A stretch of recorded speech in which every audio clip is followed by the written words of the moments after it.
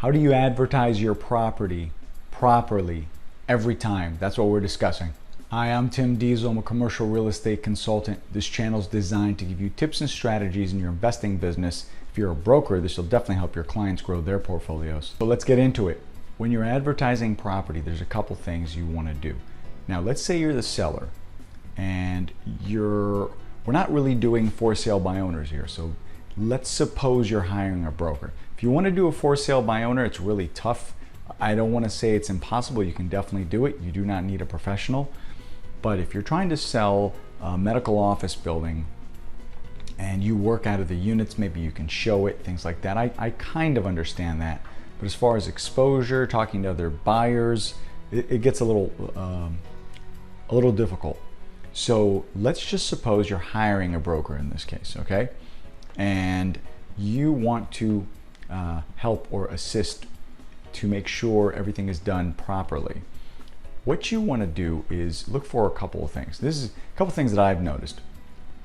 A lot of times when property is advertised, 9 out of 10 times it's on LoopNet. Crexy, sometimes it's there. All these other commercial websites, they do not get utilized as much as possible. Now, that's a good and a bad thing. It's a bad thing because it does not have that exposure. And unfortunately, the big firms cannot do anything that the little firms can't. That's just a fact. I don't care what they tell you, that's the truth. Everybody has access to the same stuff. So commercial doesn't really have its secret, unique way of doing things. Now, the opportunity is you need to have those relationships. So if you have those relationships, it kind of puts you at an advantage over the competition. Now, if you're looking at a flyer, and I've seen a ton of brokerage firms do this in Florida, they do not give enough information.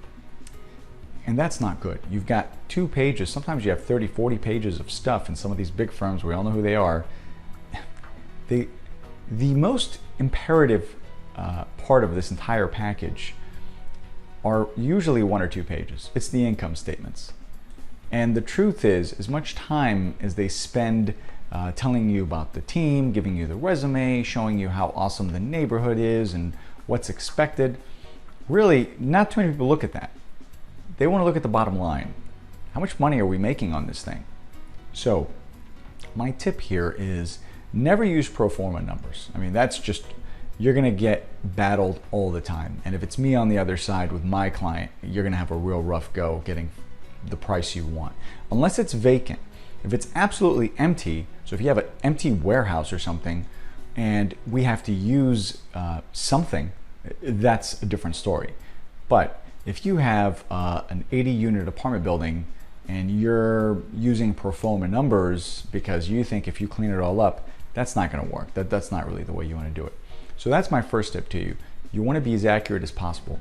The second tip I found is if you're selling retail or medical, put the term in there. And I don't mean the entire lease, I mean the term.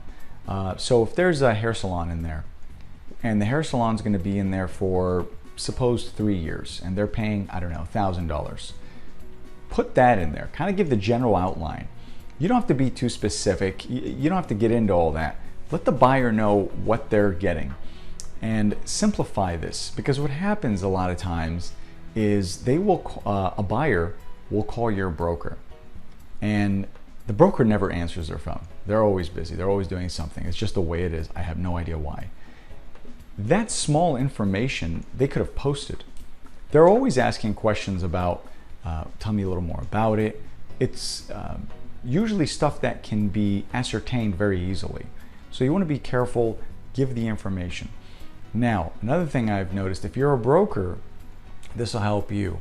I have tried this on 10 different listings. So I've actually sampled it a little bit. I don't have an enormous amount of data. But if you put the co-broker fee on your listing, you'd be surprised at the amount of attention you'd get and the response. So I'll leave it to you, but that's optional if you want to put that. So really, the biggest thing, try to give them as much information as possible So they're not chasing down anyone because they'll lose interest. They call you the first time, leave a voicemail, they email. Sometimes they look at these things on a Saturday or Sunday. Not a lot of commercial brokers work on weekends. So try to give them as much information as you possibly can in the shortest amount of space. Do not give them 30, 40 pages. No one's gonna want to read through all that. Give them a nice, neat package, 10, 12 pages, everything they need to know about the property, about the income, about the potential, the job, the 135, everything there, be much, much easier. Question for you is, have you had trouble getting information from brokers? Okay, so like this video, subscribe to this channel, comment below, ask me questions.